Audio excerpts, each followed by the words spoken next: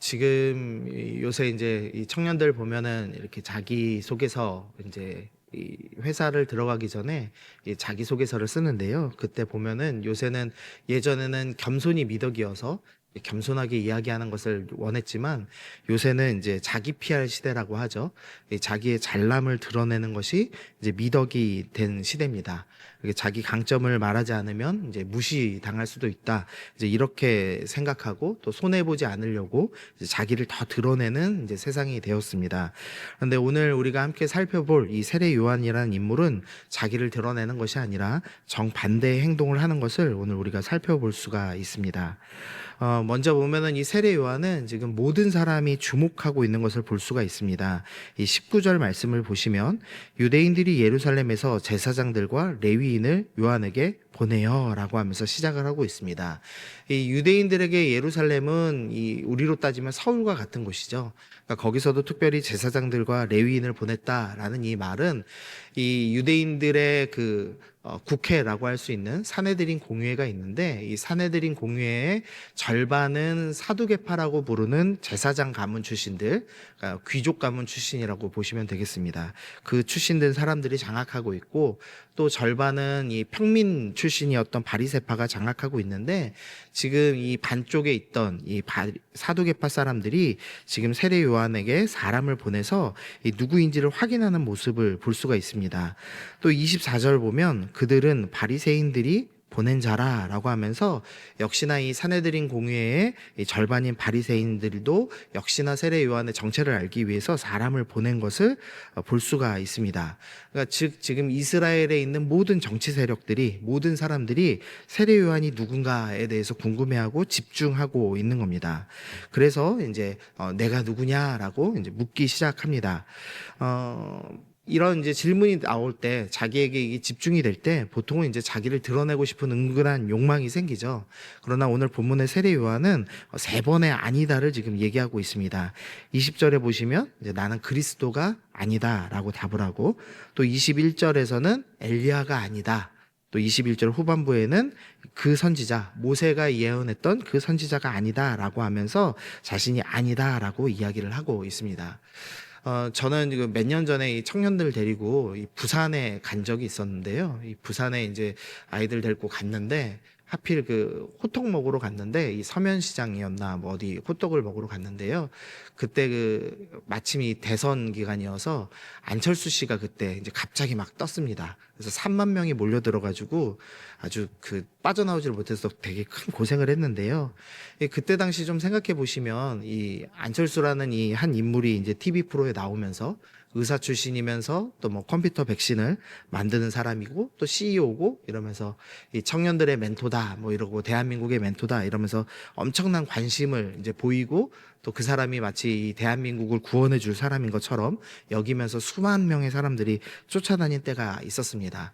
근데 결국 그 사람이 이제 정말 주목을 받게 되자 그 사람의 실력이 좀 드러나죠. 그러니까 자신의 겸손했던 그 모습이 아니라 자기가 드러나고 대통령을 하고 싶고 이러면서 점점 이제 중요한 인물이 아니게 됐는데요.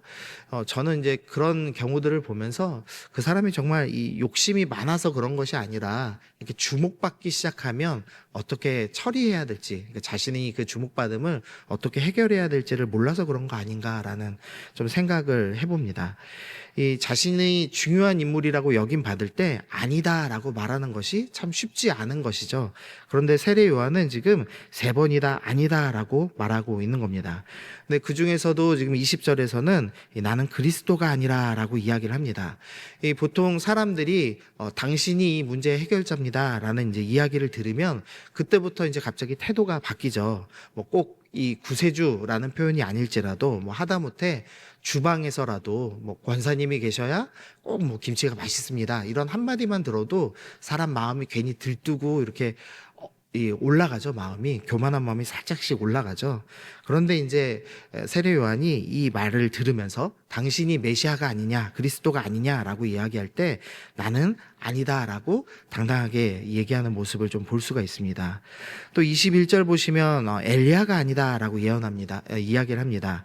이 말라기 4장에서 보면 이 4장 5절을 제가 읽어드리면요. 보라, 여호와의 크고 두려운 날이 이르기 전에 내가 선지자 엘리야를 너희에게 보내리리라는 말씀이 예언돼 있습니다.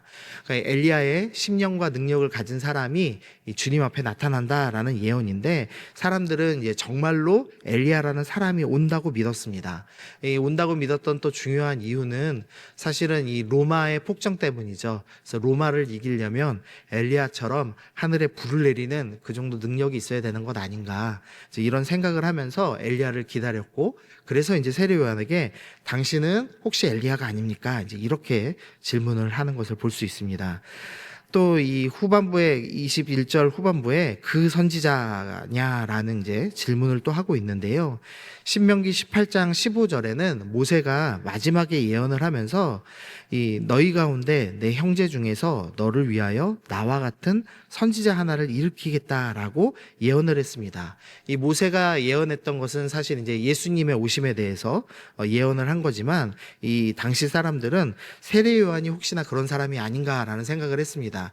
왜냐하면 기적 한번 일으키지 않고 이 세례 요한이 수만 명의 사람들을 몰고 다녔기 때문에 저 정도의 이 능력이 있다면 모세와 같은 지도자가 되어서 우리를 이 로마에서 구원하지 않겠느냐, 이런 이제 은근한 기대가 있었던 거죠.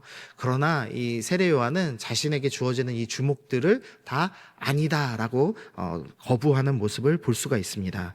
그러면서 이 세례 요한이 자신을 이제 규정하는 말을 하는데요. 23절 말씀을 보시면 이르되 나는 선지자 이사야의 말과 같이 주의 길을 곧게 하라고 광야에서 외치는 자의 소리로다라고 얘기합니다. 세례 요한은 자신이 그리스도도 엘리야도 그 선지자도 아니라 나는 소리다라고 규정을 하고 있습니다. 조금 더 자세히 보면은 주님의 길을, 주의 길을 곧게 하는 소리가 아니라 주의 길을 곧게 하라고 외치는 소리입니다. 그러니까 즉 자신은 주님의 길을 곧게 하는 사람조차도 아닙니다. 그 앞에서 하세요라고 얘기하는 하나의 소리에 불과하다라고 이야기를 합니다. 그러면서 31절 보시면은요. 나도 그를 알지 못하였으나 내가 와서 물로 세례를 베푸는 것은 하면서 지금 세례를 베푸는 이유에 대해서 설명하는데, 그를 이스라엘에 나타내려 함이라라고 합니다. 세례 요한이 세례를 지금 베푸는 가장 큰 이유는 그를, 예수님이 이스라엘에 나타내려 함, 그러니까 이스라엘에 예수님이란 분을 소개하기 위해서 자신은 세례를 베푼다라고 이야기를 합니다. 즉 자신은 외치는 자의 소리에 불과하고 또 예수님을 드러내기 위해서 무대 앞에서 바람잡이 하는 역할에 불과합니다라고 이야기를 합니다. 그러면서 27절에서 곧 내 뒤에 오시는 그이라 나는 그의 신발끈을 풀기도 감당하지 못하겠노라 라고 하면서 자신은 예수님의 신발끈도 풀 수 없는 낮은 사람이다 라고 이야기를 하고 있습니다. 이 유대인들의 탈무드에 의하면 이 랍비가 이런 말을 했답니다. 제자가 스승을 위하여 할 수 있는 모든 일을 하되 신발 푸는 일은 예외다 라는 이야기를 했답니다. 왜냐하면 신발끈을 푸는 것은 너무나 천한 일이어서 유대인이 아닌 노예들만 해야 하는 일이기 때문에 아무리 제자라도 이 스승의 신발끈은 풀지 말아라, 이제 이렇게 이야기를 했답니다. 그런데 이 세례 요한은 아니다, 나는 예수님에 비하면 노예들이 하는 일조차도 할 수 없을 만큼 나는 낮은 사람, 아무것도 아니다라고 이야기를 하고 있는 겁니다. 이 세례 요한은 지금 자신에게 오는 주목들을 다 아니다라고 거부하면서 철저하게 자신을 낮추고 있는 모습을 볼 수가 있습니다. 우리가 이 신앙생활 하면서 예수님 앞에서 자신을 주인공이라고 여기는 경우가 종종 있습니다. 그러나 자기가 주인공으로 여김받기 시작할 때 우리가 하나님의 영광을 가로채는 일이 되죠. 우리가 하다못해 이 부모로서 자녀를 낳고 나서도 이 깨닫는 바가 있죠. 이 자녀를 낳는 순간 나는 이 내 자식을 위해서 도구된 존재구나. 내가 이 자식을 기르라고 주님이 나를 보내셨구나 하면서 이 가족의 온통 주인공이 자녀가 되죠, 보통은. 그런데 가끔 이 이상한 부모들이 자식은 도구로 여기고 자기가 주인공이 돼서 사는 경우가 있습니다. 그러면 이제 뭐 속된 말로 자식 잡아먹는다 뭐 이렇게까지 얘기하죠. 그러니까 우리가 우리의 삶 가운데 누군가를 높이지 않고 자기를 주인공이라고 여기면 그 순간 문제가 생기더라는 겁니다. 신앙에서도 마찬가지인데 예수님을 주인공이라고 여기지 않고 나를 주인공이라고 여기는 순간 우리의 신앙이 완전히 망가집니다. 우리가 이 교회에서 이 한국 교회에서 여러 명의 인물들을 봤지만 정말 멋있게 사역하던 분들이 어느 순간에 예수님을 주인이라 여기지 않고 자신을 주인공이라 여기면서 망가지는 것들을 우리가 늘 봤습니다. 그래서 이 신앙생활에서도 가장 중요한 것은 내가 주인공이 아니다라는 것을 기억해야 한다는 것입니다. 내가 주인공으로 여기는 순간에 형제를 짓밟고 공동체를 짓밟는 그런 비참한 일을 하게 되고 결국에는 교회를 무너뜨리는 원수가 될 수도 있죠. 그래서 우리가 꼭 기억해야 될 것은 내가 도구되는 삶을 살아야 한다는 것입니다. 이것을 다른 말로 하면은 이 썩어지는 미랄이라는 생각을 했습니다. 요한복음 12장 24절에서 내가 진실로 진실로 너희에게 이르노니 한 알의 밀이 이 땅에 떨어져 죽지 아니하면 한 알 그대로 있고 죽으면 많은 열매가 맺느니라 라는 말씀입니다.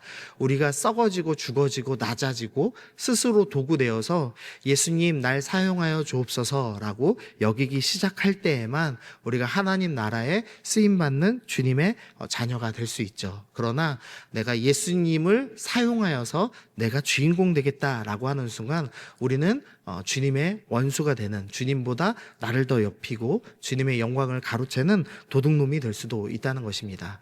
그래서 오늘 이 말씀을 좀 기억하시면서 하나님, 내가 세례 요한처럼 나에게 오는 주목이 있을 때마다 내가 겸손하게 아니다라고 얘기할 수 있게 하여 주옵소서.